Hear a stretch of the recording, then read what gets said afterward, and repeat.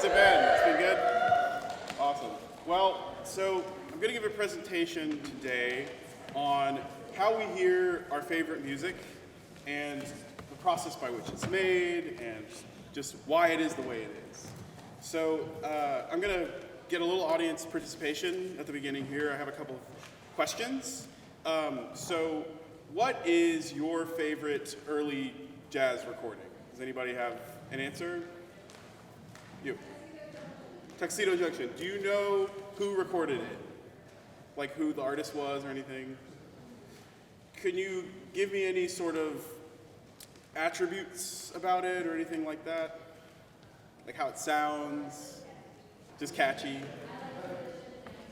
Oh, cool. Okay. Anybody else? At the Jazz Band Ball. Do you know who made a good recording of it? Amazing. Do you know how that record was made?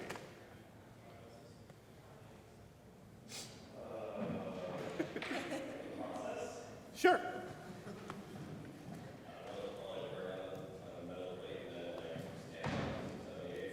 That's pretty close. Good job. The process by which all of this is done has changed a lot throughout the history of the recording industry.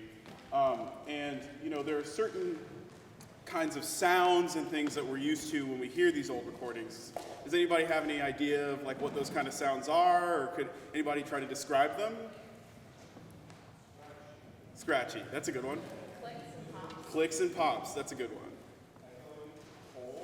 A hole? Because it was like, because they had to record all at one time. So Oh yeah. Very interesting. Like it was not post-processed as much, and they couldn't control the levels as well. That's right. So it has a really interesting sound from that perspective. Yeah, definitely. So like kind of like a mono recording, or at least sort of like, one source, not other inputs and things like that. Well, that's, oh yes.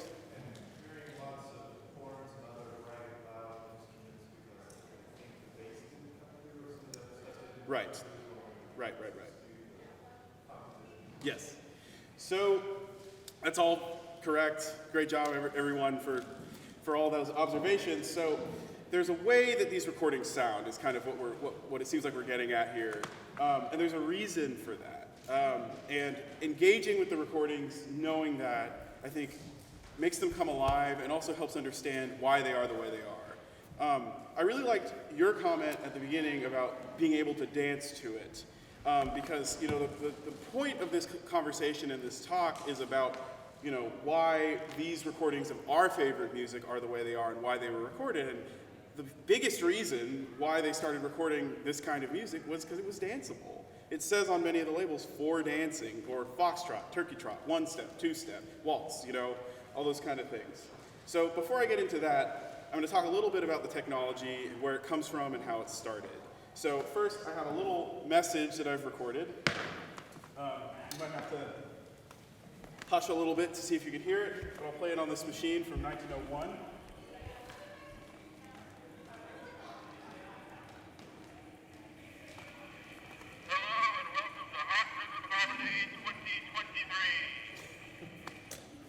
So that right there is a wax cylinder recording, a brown wax cylinder recording.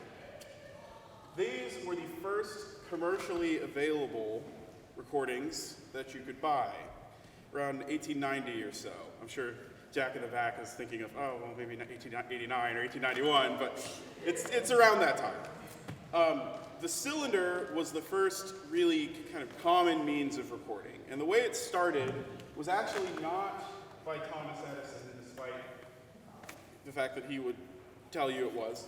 It actually was a guy in France, Leon Scott de Martinville, who invented a machine in the 1850s called the phonautograph.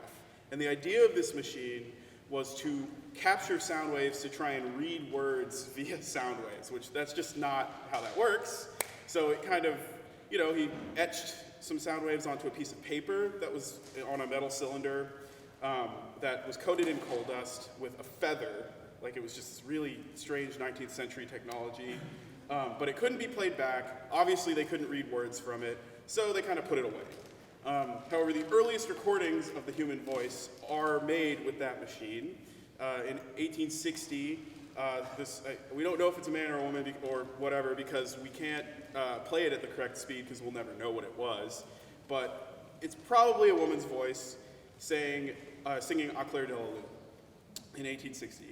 It's extremely scary sounding, but it's really interesting. You can look it up on YouTube. But this idea, was floating around in the science world for about a decade and some change after that until Thomas Edison decided to kind of mess around with it and also mess around with some ideas around the telephone and the telephone receptor. And he realized from the telephone receptor and the way that sound, was kind of felt and just the way that sound waves traveled through it, that this could be something to transmit sound onto a recording to then play back. And so he invented a machine that he named the phonograph, which used tin foil instead of paper. So it was a little bit stronger, and if you could record onto it, the modulations of your voice would move a needle up and down, and it would cut the sound wave as the cylinder moved across. Then you could just play it back. Just simple physics, and that's basically how this worked. Earlier today, I just yelled into the horn, "Hello," and I made a cylinder. So when this was invented, it was kind of originally for dictation, although they did do some experimental recordings in Europe and all kinds of stuff, but it was just kind of not a toy, but it really didn't know what it was until around 1888, 89, Edison perfected the material of the wax to be more durable. And when that happened, the idea of it becoming something you could record and then listen to in the home and also record your own voice kind of changed the game. So you get these wax cylinders from the 1890s of songs like Daisy Bell and After the Ball and that kind of stuff. But you also start to get recordings of military bands and string orchestras and things like that. And a lot of these bands were recording music that was very popular at the time, including the dances that were popular at the time. So you have the schottische, the quadrille, waltzes, things like that, and marches. And as the time went on, you finally had a medium that in real time was capturing the changes in the art. And that meant the changes in the dances, the changes in the styles of music, and all that kind of stuff. It informed all of that, and it informed itself, which was very different in music happening at that pace. So with that, you get an expansion of different styles of music. And I mentioned the march. Well, you move into the 20th century, and you start to get records that are labeled as a march and a two-step. And when you get the march and two-step, these are more kind of numbers that when we listen to now, we think more in terms of ragtime. And sometimes, it would, as time went on, be labeled instead of a march and two-step as just a two-step. Then they throw in other dances. Well, around the same time, the cylinder started to fall out of favor. It's cumbersome to store. It's not the best fidelity. It can be very good fidelity, but most of the time it's not. The wax often would get moldy and worn. So, I'm sure you're more used to seeing things like this. Well, the story of these goes back also into the 19th century. Like cylinders, they were originally recorded on metal, zinc discs, and discs sort of plated with wax and stuff like that. They sound awful, just like the early cylinders, just like so much surface noise and hiss, and they're really difficult to kind of connect with now if you don't know how to listen to them. But they were really important. But then Alexander Graham Bell was actually the one who was really in Bell Labs developing this. He started to kind of mess around with recording on zinc and plating. And then another guy, Emil Berliner, really kind of took that concept and said, okay, you know what, I'm going to try and record these on zinc, but then stamp them on different materials that are more durable and sound better, or maybe even record it on wax and then stamp it on something that's more durable and sounds better. So Berliner really kind of took those ideas and invented what's really the modern gramophone. In fact, Berliner's dog is the famous dog nipper that you see on the Victor logo. He sold that patent to Eldridge Johnson and the Victor label, and Victor became the main producer of disc records, and there was kind of a boxing match between discs and cylinders in the early 20th century, the first decade or so. But by around 1910, discs had kind of taken over. And we're getting back to the dance aspect of things. That was also when the social dancing craze happened. You get dances like the turkey trot and the grizzly bear and things like that happening in the teens. And the tango became really popular. Going out and dancing and hearing the latest music was fashionable. There was a cabaret culture around it too. This is kind of pre-World War I. It was sort of like a mix of the last breaths of the sort of Victorian era being, all fancy and kind of reserved, but also kind of an expression of something new. And then you had the Great War, which changed a lot, and kind of an idea of getting rid of that Victorian and Edwardian morale, and the explosion of a new music coming out of the South called jazz. So now I'm going to play you something, because you would have heard it around 1917. This is one of the first recordings of jazz by the aptly titled Original Dixieland Jazz Band, although on the label it's spelled Original Dixieland Jazz Band, because that's how they spelled it at that time. Just give me a second to see right here. This is a song that I'm sure many of you know called Back Home Again in Indiana. And in 1917, if you wanted to hear the closest thing to swing, this is what you would have heard.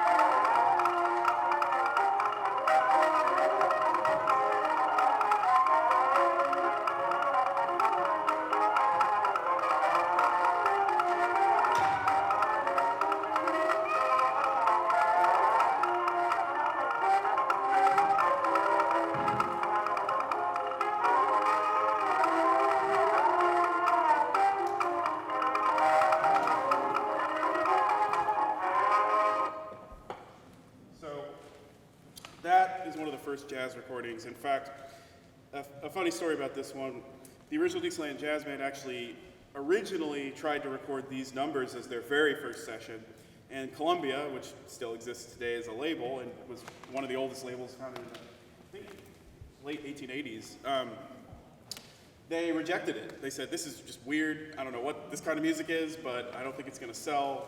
No, goodbye. Well, they went over to Victor, dog listening to the phonograph, and they said, you know what, this is weird, but we'll take a chance. Well, it sold a ton of copies. It was a smash hit. I think it might have, was it over 1 million copies? Maybe not over 1 million, but getting there. Columbia said, oops, yeah, actually, hey, why don't you come back and record something for us after all? So they re-recorded those numbers. That's, I think, their second recording session from 1917. And on the disc, it says Indiana two-step. So a little bit of a carryover there from the really early days, Well, the recording industry was kind of going through a lot of transitions in the late teens. There were all sorts of different formats. I mean, cylinders were still happening. This is a cylinder from the teens, Columbia indestructible cylinder, so no longer wax. It's made out of plastic. It will not break.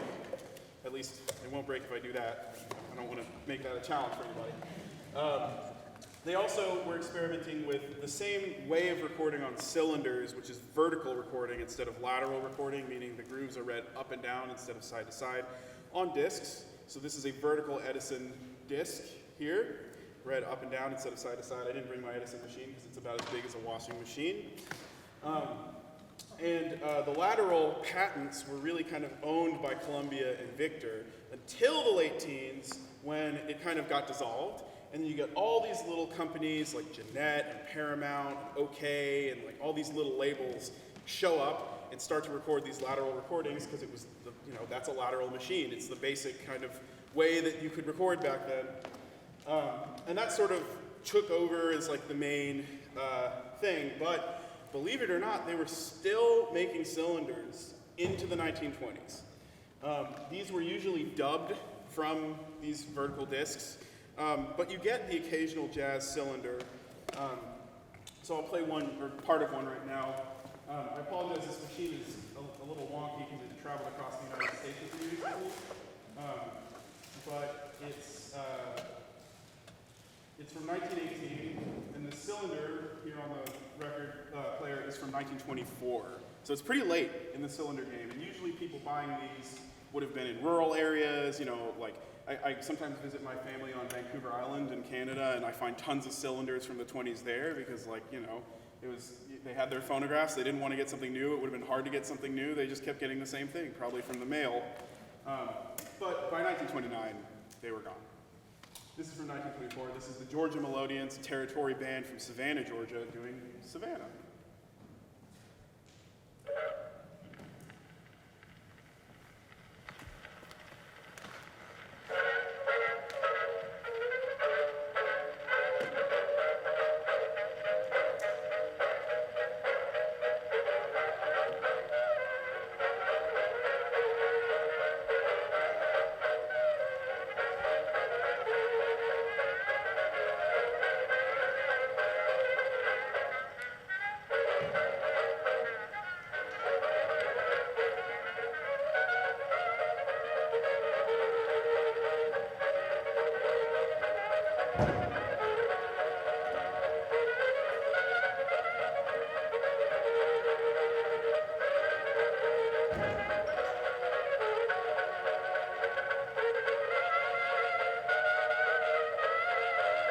Strange to hear music like this from a machine like that, right? It sounds a little bit like a weird combination of tech.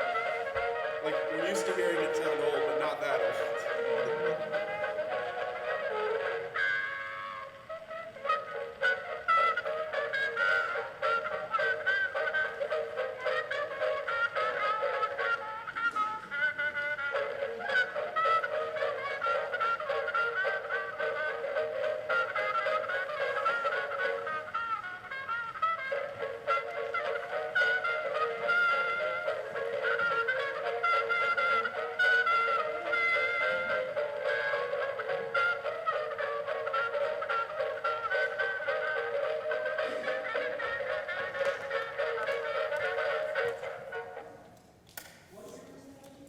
1924. Yeah, very late cylinder. This is an indestructible cylinder, so I'll let you guys pass this one around here. Just don't touch the grooves. Try to put your fingers kind of in between, like this. Pass it around. I'll come get it in a minute. So, as you can hear, not quite the same as discs. You can probably see why discs kind of took over compared to cylinders. But the important thing to know is that the technology to record them was basically bare bones wise exactly the same. It was sing or play into this, put your instruments based on volume and just physical strength of the sound coming out of the instrument, closer or farther from the horn. It would come down here, cut a groove into a spinning piece of wax, and there's your record. Well, you're probably wondering, when did records stop sounding like that? When did they start sounding a little bit better? And why did they sound a little bit better? And I'll once again engage the audience. Does anybody have a guess why they started to sound better? You.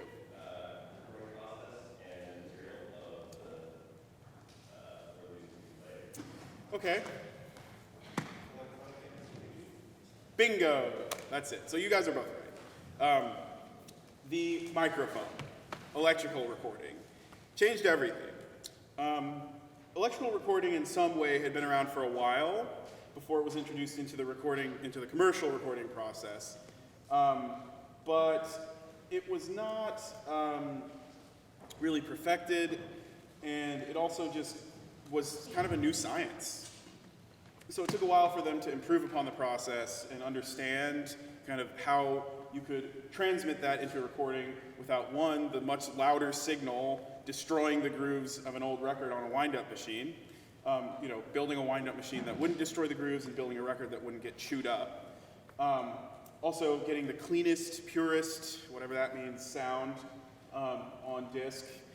And just kind of fighting for different companies and things like that. And really the company that kind of took the cake was Western Electric. You had a couple of companies, I think Compo in Canada, in Montreal, was experimenting with some electrical recording, and I know Autograph, obviously, in the Marsh Labs in Chicago in the early 20s, also did some really early electrical recording, but it sounds kind of like it was recorded with a Motorola, like bad radio broadcast quality. So they really had to improve upon it, improve tube amps and all that kind of stuff, and microphones, carbon mics, ribbon mics, all that stuff.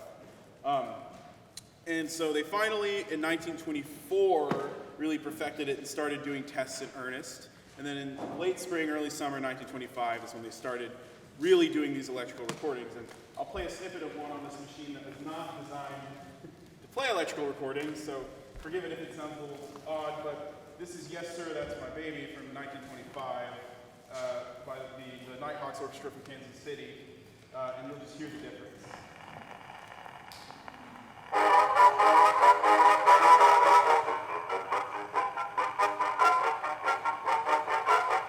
Volume, clarity.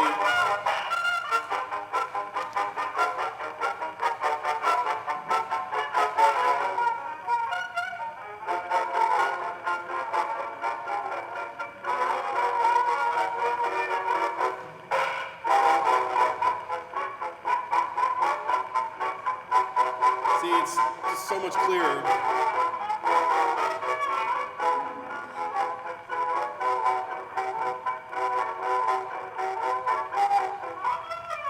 You can even hear a bit of the room they're in, the distance from the mic, all that kind of stuff.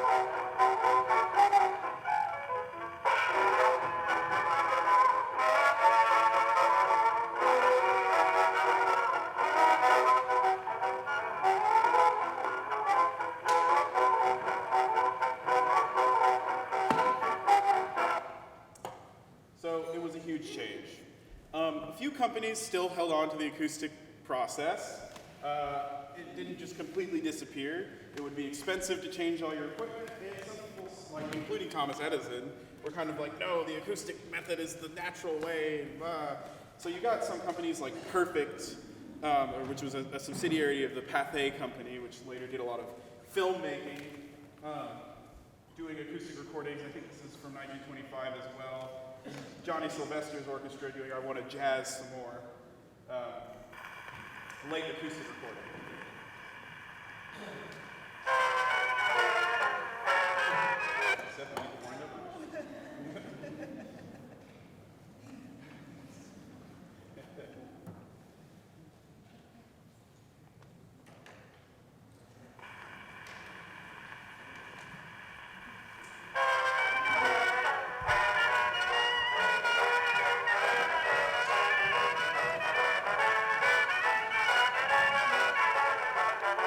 It's not terrible.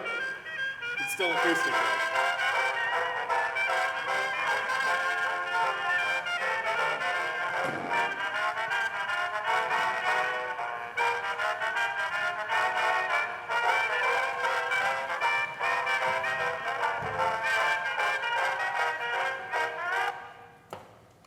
So by the end of the 20s, except for one company really, which was Harmony Records, ironically owned by Columbia Records, which was like at the forefront of electric recording. That was the only one making acoustic records really at the end, and then they went out of business in 1930. At least their acoustic recording went out of business. They still made some electric recordings into the Depression, but that was it for acoustic recording. The microphone had taken over. It was also used in radio. I mean, it was just everywhere. You know, the technology changed. It's kind of like when, iPhones or whatever kind of replaced like MP3 players or whatever. Like, it's just the medium changes over time. So you get a completely different sound. You get full drum kits. You get string basses instead of tubas or bass saxophones, although you can record string bass this way. It's just not as conducive to it as the microphone. With that expansion in sort of the quality of sound, performers really felt more like they could be themselves. There's a great interview with Sophie Tucker, who led the first woman-led jazz band to record in 1919 and all sorts of amazing things. She was an immigrant from, I think, Ukraine, and her nickname was the last of the Red Hot Mamas. So she saw like the transition from cylinders to vertical discs to lateral discs to electric discs and all that kind of stuff. And she said it was funny to her, in hindsight, looking back on the acoustic era of recording, how with each little tiny technological advance, it seemed like such a big change until the microphone came along and it was like, oh, now I can actually just perform the way I would on stage. So it was a huge shift for these people, and it made the recordings a little bit more kind of realistic to what you'd hear live. I mean, they still had to change some things, and they were still scared to record full drum kits for a while. But because of that expansion in, ability to record, you get the full sounds of bands, which came right in time for the shift to using the double bass more than the tuba or the bass saxophone, and guitars instead of banjos and things like that, which were part of the swing era. Thank you. So, in a nutshell, because of the changes in the recording quality, you could hear more, and it went perfectly kind of in time with the changes in the music to hear the 4 to the bar, guitar chunking swing music that all of you love and are so used to. But this is where it comes from, in this line. So now, I'm sure a lot of this is kind of like, let's see just how this works. So I'm gonna get my trusty bandmates here, and we're just gonna record a little something for you the way they did 100 and some change years ago. Give us a moment to get situated. Okay, we'll do one clap. Everybody will take a chorus of this. One up front, you, me, you, and one.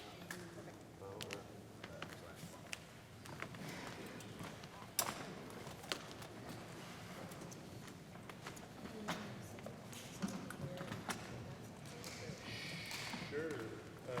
You know one chorus of these? Okay. So actually, yeah. So we'll play one. You'll play one. I'll play one. You sing one.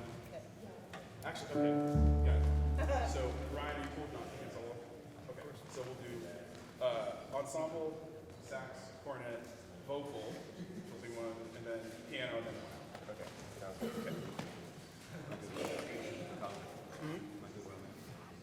A little closer, if you can be.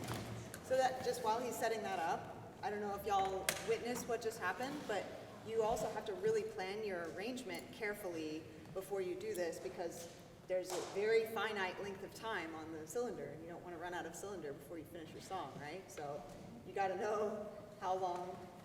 I don't know if you want to say anything else about that. But. Absolutely. So this is what's called a 2-minute cylinder. The length of time is determined by two things. One, the speed at which the cylinder spins. So yes, you could technically make it longer if you spun it slower, but as it goes slower, the fidelity gets worse. It just has to do with the size of the groove compared to the velocity of the spinning piece of wax. The other thing is what's called groove pitch. You have a little screw here. It's called a feed screw, which this follows. That's how you get the record to move across. Or the cutter, I should say, to move across the record. And it's pitched, I think it's 120 turns per inch for 2-minute cylinders. And so, it's the length of a 2-minute cylinder groove pitch. I would like to ask for a volunteer from the audience for assistance in making this recording. Ooh. Sure.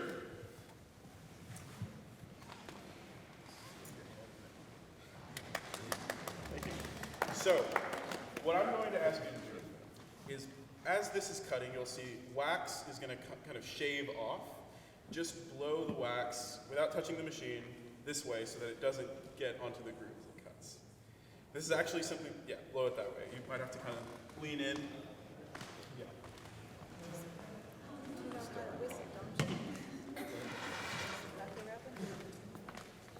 Okay, so you here. Maybe not that one. Right there. And I'll be here. Okay. Is that turned up? Stick my head in there when you sing, right? Let's hear the level.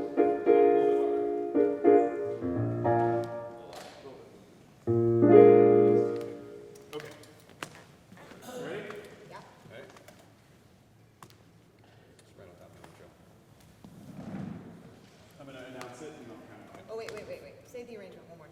Sorry. Ensemble, alto solo, cornet solo, vocal, piano, out. Okay. Stay here.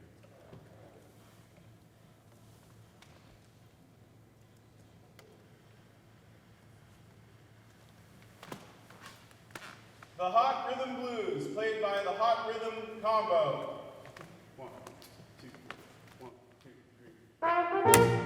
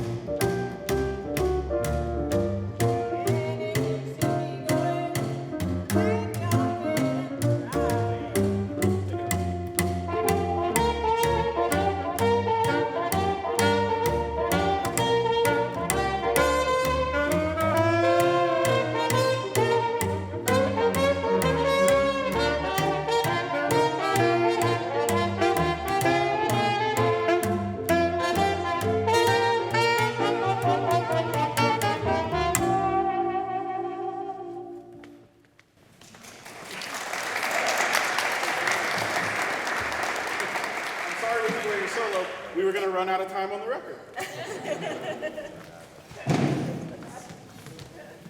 So give me a moment to set it up to play it in your direction, and we'll take a listen.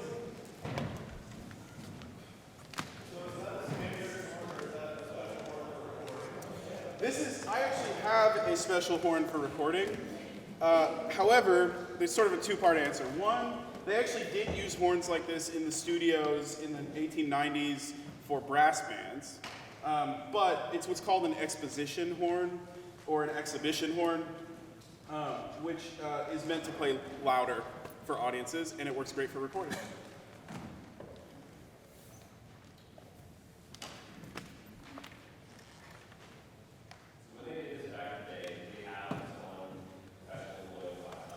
They had a vacuum system. They had a vacuum system. In fact, on eBay a few years ago, one went up for sale, and I almost bought it. Should have done it, right? But no, it was very expensive. It's probably one of the only ones still around. All right. Let's take a listen.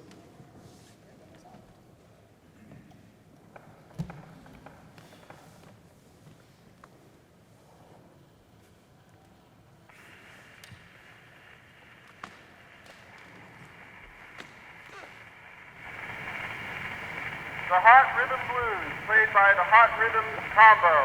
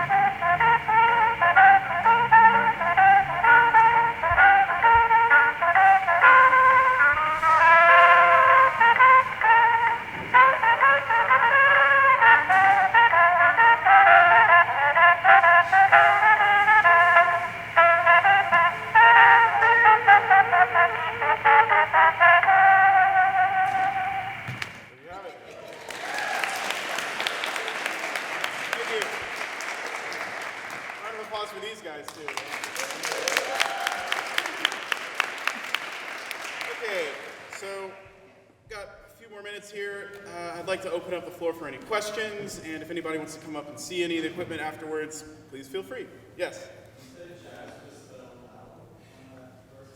JASS, and there are many reasons why it changed. It's not completely certain where the term comes from. I've read many different things. A lot of people talk about it being used in baseball. I think the LA, I forget the name of it. I don't think it was it wasn't the Dodgers in 19-teens, but there was an article in an LA newspaper about a pitcher for the Los Angeles baseball team throwing the jazz curve. And Sophie Tucker, who I mentioned earlier, also spoke about the term being used to spice things up in your act in vaudeville in the teens prior to the Dixieland Jazz Band making their first records. So well, first of all, thank you so much. This is great. I have 3 questions. Sure. So the first one, is it typically easier to play it back with the same machine that recorded it from a speed and flutter? Yeah, I mean, sort of. It's in a studio, or if I was doing an actual, like if I was hired to do a session of a band that really wanted records to release, I would probably have 2 different machines. This machine is just easy to take here. But yes, I think having a couple of different machines, kind of, one that has a more sturdy motor for recording to have like a solid speed and kind of a weight, is a little bit better than a little machine like this with just a little double spring motor. But the beauty of the technology was that you could really record anything with it. I mean, there's a lot of wonderful photos from the early 1900s of people doing field recordings of Native Americans and all sorts of people around the world. Bela Bartok did a lot of recording in Eastern Europe of like Romani people and things like that, folk music. So it was easy to do remote recording. It's just, in a studio with a nice machine with a flywheel, it sounds better and all that kind of stuff. It sounds like typically the recording machine is high quality. Yes. Yes. What causes the flutter? That's just what's called the governor on the inside. It just needs to be tightened. Like I said, I moved back to Texas a few months ago, so I need to get these machines, overhauled. But And I guess lastly, so what was kind of were you kind of like hired by Columbia? Like, how does why would you come and record something? Would the band hire you? Or? oh, you mean like a band? Yeah. Oh yeah, so there's quite a few different reasons. One is if you are a performer of this music, it's a great way to connect to those old recordings. I've had many people who I've recorded come up to me after sessions and say, after I did this, I got the sound that I've been looking for. In fact, I'm friends with Wynton Marsalis, and he told me when he recorded on Wax Cylinder, it was the best recording of himself, which is a very Wynton thing to say, that he ever heard. He said his dad, he played it for his dad, and his dad was like, oh, you sound like King Oliver. So, it was like, I think for people who play these vintage styles of jazz, it's almost like, a guitarist using an effects pedal or turning on the gain or something like that. It is kind of another layer to connect to it. And also, you heard what this performance sounded like in person, and then you heard what it sounded like on the record. So maybe you can take that knowledge and listen to some of these old records and know what's missing, what went into it, why it sounds the way it does. Colin, can I back that up? Sure. So, I've recorded like almost 70 albums in the last 20 years using whatever current technology is. You hear what you're playing, and you're like, great, that's what I do. Of course I know what it sounds like. And over the last 20 years, I've spent 20 years studying this music, tearing apart all kinds of stuff, listening to thousands of recordings, knowing Colin. I don't know if you know this, but Colin is a effing genius. He's half my age, and he knows double what I know. And he's probably done double the amount of work. But this is all to say, the folks that you see here this weekend have spent thousands of hours digging through this kind of material, trying to figure out what was happening historically. At least a lot of us have. And for me, especially as a string bass player, you know, like the first slap recording was like 24, right? Yeah. Henry James, I think. Yeah, with Ted Lewis, I think. Yeah, Dahlenburg, yeah. So, who knows what slap sounded like? There's a lot of writing about it, especially around a bass player named Bill Johnson. And go look at him. For the first time we recorded with Colin, it was just so eye-opening. It was just like, I've spent all of this time recording and playing and reading and listening, going, I don't know if I'm doing the right thing. I'm just trying to honor my inspirations and all the people who carved this path out for me. We recorded, and it was like John Doyle, Hal Smith, myself, David Jellema, we're all sitting there recording, and Lion, all of us are basically, like, our jaws dropped when he played that back, and just went, oh my God, we've been doing this right. Like, all the stuff that's not there that we've been putting in there because we've read and researched and, like, made some, informed guesses is now not there, but it is there. I don't know if that makes sense, but I think you're right. Because it sets up a foundation for the feeling of the music. So Yeah. like, even though you couldn't really hear the bass when we played it back, like you could hear the slaps, you know, but like what he's doing, whether or not it comes through on the recording, what he's doing is completely like setting the foundation for what everybody else is doing. I mean, that's true for everybody in the band, but I feel like even if the rhythm section is not super clear on there, they are the ones that are laying the foundation for what everything you hear and like kind of guiding the feel of that and like and to me it's like bouncing around on clouds, you know. Like when Mario goes up into the cloudscape, it's like pew, pew, pew. That's what it feels like to play with Ryan, you know. It's like elevating it. That's what it feels like to me at least. Any other questions? Sure, Misha? Who had the access to this kind of technology back in the day? Like, did it have to be a big studio that like scouted the band and hired like what we now call garage bands? That is- Like, have access to that? That question is like, it hits me right here because I love studying the not big studios. It's like my favorite thing.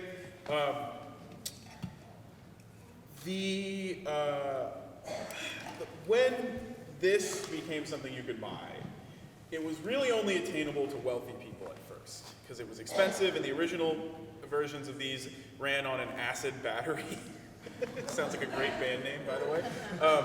It was these is an Edison Model M machine. I have a friend in Los Angeles who owns the Columbia Recording Director's phonograph with the giant battery cell. And it's like, okay, yeah, some farmer in Nebraska could not own this. But then you got the invention of the spring motor in 1896. And with the spring motor came a more affordable machine and just more affordable designs. That's why you have this incredible little machine here. This Columbia graphophone is actually the technical name for it, but you can see it has this tiny little spring here. It hardly lasts one record. Sometimes it doesn't even last the whole record. Like it'll get to the last few seconds and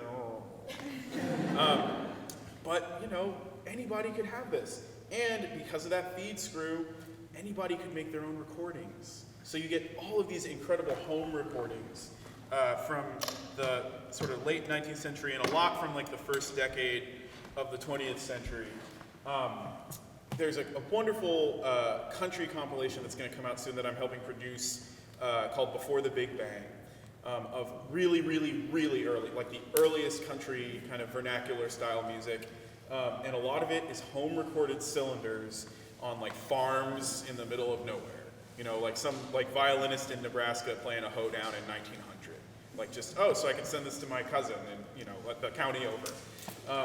So there was a sort of home recording aspect to cylinders which gave them an advantage at the beginning. But the fidelity of discs, the storage ability of disc, all of that caused cylinders to kind of go out. And I mean, you still got home recording on cylinders even into the 20s. Louis Armstrong published a book through, I think it was the Melrose Brothers Publishing, of a bunch of his hot solo choruses and breaks. and they recorded those on cylinder so that somebody could then transcribe them, using a home recording machine. So it still was around, but basically when the disc market took over, the home recording side of things kind of settled down a little bit. But then, as I mentioned earlier, the patents for lateral recordings went out in the late teens, and you got all these little companies. So you had companies like Jeanette popping up in Richmond, Indiana, which was an hour and some change from Chicago. So or maybe a couple of hours for my Midwestern friends out there who are like, it's not an hour from Chicago. So you could come down or come from Cincinnati or St. Louis and record there. That was the first one to really be out of Chicago and New York. And then on the West Coast, Nordskog and Golden Records. And then these other companies like Brunswick and OK, and then later the big ones, Victor and Columbia, would send down their sort of remote mobile recording machines, even in the acoustic era, to cities like Dallas, New Orleans, Kansas City, Houston, to record bands. So that's when you got the local flavor. And, I don't know if it was in this room. I know definitely in Gregory Gym on the other side of campus, Jimmy's Joys from Austin did some remote recordings through the horn for the OK label in 1924 and 25. And those were huge hits. You find out, you go to a junk shop somewhere in rural Texas, you may very well find one of those records because they were very popular and they sold to the local market. So I know it was a long answer, but hopefully it gave you what you needed. Sure. And how would you duplicate a record like that? Could you easily duplicate home recordings if you have a special machine? So home recordings, no. With cylinders, no. You would have to have a special machine, and only the big labels had those. It was a molding process. In the earliest days, you would have to do what they would call the rounds, which is you'd have like maybe 5 or 6 or maybe even more phonographs all on a bunch of shelves, running at the same time. And you saw that announcement I did. On some of these, you can hear the machine go, like the person will say the announcement, and then you hear a thunk noise because they stopped the machine. So you can go to the next machine, do the announcement, stop it. Next machine, do the announcement, stop it. Do that 10 times, and then start all the machines at once and record your performance. So it was like, after a day of doing that, it would be exhausting. These guys were actually making a pretty good living. One of the first stars of the industry was an ex-slave named George W. Johnston, who sang a bunch of sort of novelty numbers and things on the street in the Bowery in New York, and then he got picked up by a record label and did the rounds on cylinders, and they were huge hits in like 1891. But then they introduced the molding process, and that kind of put a lot of those guys out of work because they'd record one take, and then you could just you'd record on a master cylinder like a blank, and then they'd mold a copy sort of like a tin can with the grooves on the inside, put wax in, and it would place or sort of set to make the copy, and then that's how they made lots of copies like that. It's sort of a strange process, but that's how they stopped making copies of cylinders.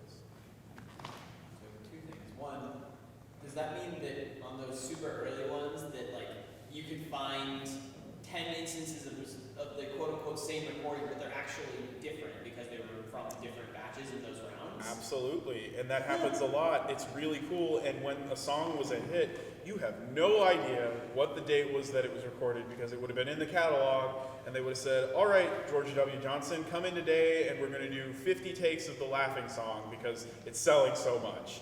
And 10 are going to Nebraska, 10 are going to Massachusetts, 10 are going to Texas, and it would just be like that. Sometimes they would even take a train to another city with a phonograph company and record for that company, like the Ohio Phonograph Company was one, Louisiana Phonograph Company. In the days before mass production, that was how it was done. It was meticulous, but made some money. And then the second one, can you go a little more into the vertical versus horizontal? What is Lateral? If you get a current record, like a current vinyl, what is it as compared to these, that kind of stuff? I think current vinyl recordings are lateral, and they're read usually in stereo with one wall of the groove being one channel and one wall being the other channel.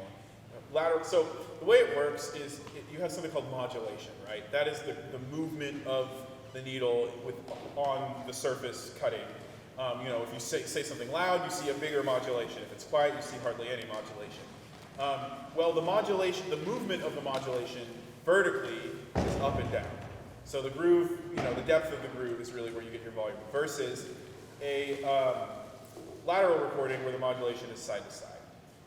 So some people argue that vertical is better or lateral is better. Some sound better than others in both.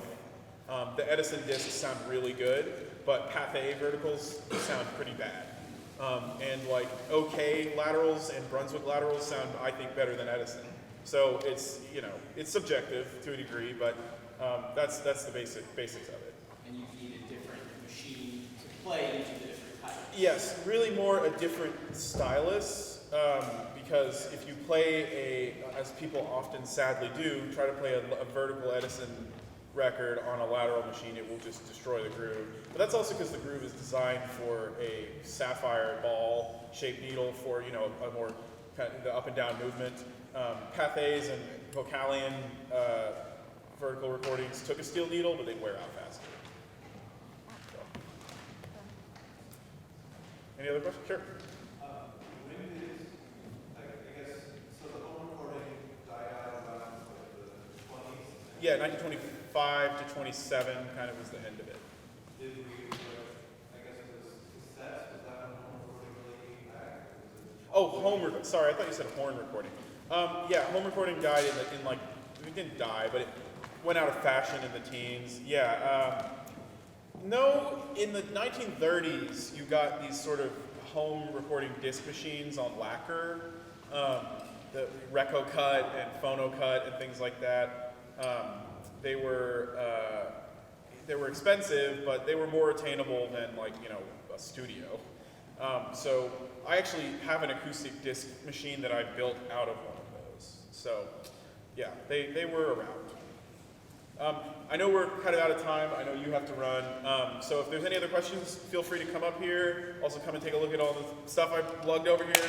But thank you all so much for being here. I hope you enjoyed it.